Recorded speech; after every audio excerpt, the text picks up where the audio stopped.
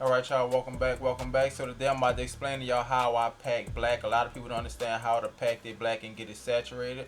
So I'm going to use this year right here, 1982 for example. Don't know if you all can tell, but sometimes I just use the first number. But this time looked like I did the first and second number. I lightly outlined it, and I definitely kept the machine at 7 volts. And the machine that we was using was the Ambition Ninja machine. It's a 4-stroke machine, so it definitely hit pretty hard. So I lightly outlined it with the 7 round liner. We not trying to make no hard bold outlines because we come back with the 7 curve mag to shade in these little spots inside the numbers. We try to cover as much space as possible. Of course we can't get all the way to the edges, but as you see how I'm tilting my needle, you have to tilt it to get in those corners. Also, the reason why I say you have to tilt it because you have to think about it. A mag, no matter how small it is flat. It's going across like flat. So if you just line or try to shade with it, you're going to be going all outside of the lines when it comes to sharp edges like the edge of this tool. I got to tilt it to get in that corner. But you see that square part of that tool on the right side? You could definitely use your flat mag straight up and down because it's definitely like a square space for your needle to fit directly perfectly in there. Just like on the number 8, you got some square parts, but also when it comes to them thin parts, you got to curve your needle. Make sure you're getting in them little tight spots. Tattooing is like a pattern. It's all about repetition, rinse and repeat. So we outline, take out 7 curve mag, finish shading and whatever we could get with. Anything, make sure it's saturated. Try to keep it at the same voltage. Just watch how you run your hand speed. And once we cover it as much space as possible, guess what? Now we come back with the 7 round liner, slightly tighten our edges. Using a small circular motion, getting in those corners, making sure everything is filled in. You have no patches in your work. Always wipe down, check it out. You could use water. One of the things that I try to tell people also, use water. Water kind of try to keep the skin from getting irritated. If you're constantly using green soap, telling how much green soap you have in your bottle, it definitely could irritate the skin a lot more. And I learned this from listening to other artists doing seminars, things like that. They prefer to use strictly water because water have no chemicals in it. Versus green soap, there's definitely chemicals in that green soap that can easily cause irritation to the skin. No telling who's allergic to what, things like that, but it definitely can cause irritation to the skin. As far as wiping it, anything like that might cause it to go in flames, make it lift up, look more swole, things like that. So all that plays a part. Even though I still use my green soap, but I don't put a whole lot of green soap in the bottle.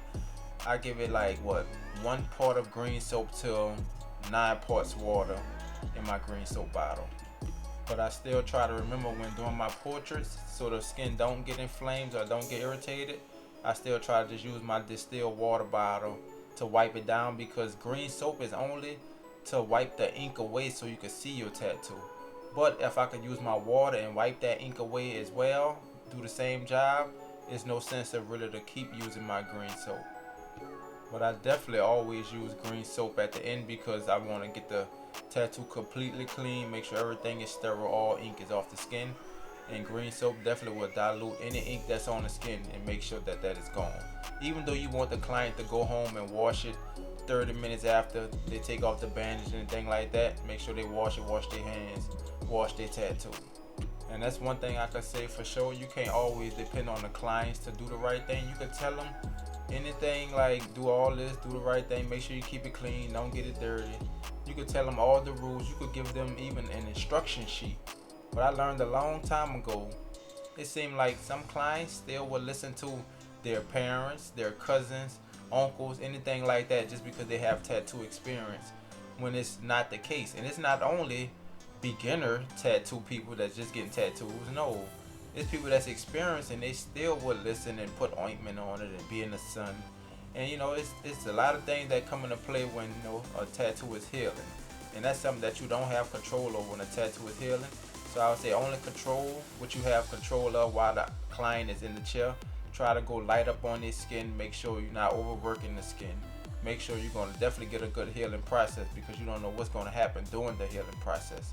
So I just say try to do your best as possible on working the skin, making sure it's not irritated, nothing like that, keeping it clean, all that play a part. And also another thing I want to add beyond that is the ink that you're using. Always make sure that you're ordering your ink from a like reputable company or the direct brand, because I definitely had a bad experience with ink brands, and I think I ordered it off Amazon, but it wasn't from the direct company, and it was like a triple black, and I noticed some people was getting bumps.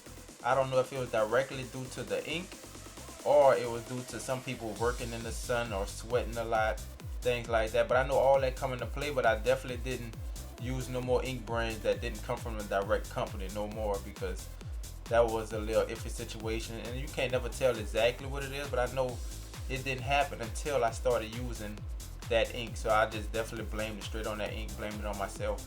But I try to help the clients through the healing process as much as possible, because the bumps didn't continue to stay there. It just took a minute to go away. Say a tattoo heal 2 to 3 weeks, the bumps may have lasted for about 3 to 4 weeks, but eventually they did go away. I just told them to keep it clean. You can put some lotion on it.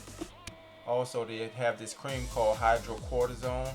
It helps with irritated skin. But the crazy thing is, when they was getting the bumps, the skin wasn't irritated. It was just, the bumps just was there. And one person went to the doctor, and the doctor told them basically their skin pores was clogged, and that could be due to them using lots of ointment, a whole lot of lotion. A lot of things could play a part, because no way your tattoo gonna clog your ink pores. But a lot of things come into play, and if you do have like situations like that you can't really help the client, you gotta tell them, yeah, just go see your doctor. They'll probably have better advice. Might could prescribe you something that can help, because it ain't always on the orders. You don't know nothing going on during the healing process, but you gotta try to help as much as possible. You are the professional. You are the person that's giving this tattoo, giving these services. So try your best to help as much as possible, because that's one thing in the tattoo industry I would say that matters the most is customer service. You could have the best tattoos, but if you have crappy customer service, a lot of people not going to want to come back. Customer service is what bring your clients back to keep getting tattoos. Good tattoos, somebody could get that one time. If you treating them bad, they might not never come again. So you don't want to run off your clients. You want to give that good customer service so you continue to get returning clients. And also with returning clients, guess what? They'll recommend aunties, uncles, cousins, nephews. They gonna send them to you. You know why? Because he good with his tattoos. He good with his customer service. He really looks out, make you feel right at home.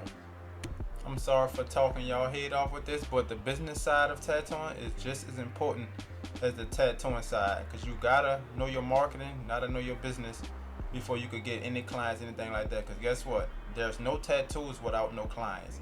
And that's one reason right there I say customer service is everything, because the customers it make your business. If you have no customers to tattoo, you have no business. And that's any business in the world I look at. But alright y'all, back to the tattoo. Like I said, rinse and repeat. Once I finish blocking in all my blacks and everything around the letters, you gotta come back with the 7 round liner, tighten up all your edges. The reason why I say tighten up all your edges, because like you say, we tattooing for 10 years from now, not for just right now. Right now, it's okay to get the pictures and market your tattoos, but once it heals, this will be on the person for a lifetime. So you want to make sure that it's sharp 10, 20 years from now. And that's one thing you must know as well. 10, 20 years from now, like the tattoos tend to age, the pigment go to sprayed underneath the skin. So they're definitely going to age, so it's not going to look as sharp as it looked when you first did it. But you want it to be at its finest still once it healed up and aged that much. Because if you do a terrible job from the beginning, just know it's a guaranteed fact that it will look 10 times worse once it heals. And not talking about even after 10 years, even worse. So I found some examples online to show you all what I'm talking about. As you see, the fresh is on the left, the healed is on the right. Now mind you, this tattoo probably not even 2-3 years old. So if you take a closer look, you could tell that they tried to use a small needle, but not small enough. None of the lines is really sharp. And when you're working with small lines like this, and if they're not sharp, they guaranteed to eventually blow out and spray it over time. That's something that you don't want. That's why I always say working with like a 1 round liner, when I tell you I be holding my breath, it's way harder than a lot of people expect, because it's easy to get a blowout. And if your lines is crooked, you're definitely gonna have some bold lines that's gonna spray it over time, which leaves you with these results. And now mind, this what, 2-3 years. Just imagine what your results would be 10 to 20 years. Just totally insane, right? Can hardly even recognize your tattoo. Who would really be happy with that? Is that a good investment? No, you don't want nobody to have that. So that's why using the correct size needles and also getting the thin lines how they should be when things are close is very important. The smaller the needle, the more pressure put on you. That's why I can't stress it enough. Tighten it up, tighten it up. Always go look over your work and tighten it up.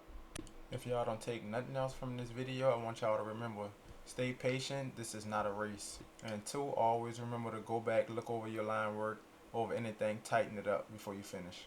Three, when blocking in black, saturating the color, always watch your machine and your hand speed. If y'all need more tips to help you out, I want y'all to click on the videos above that will definitely explain it further in detail.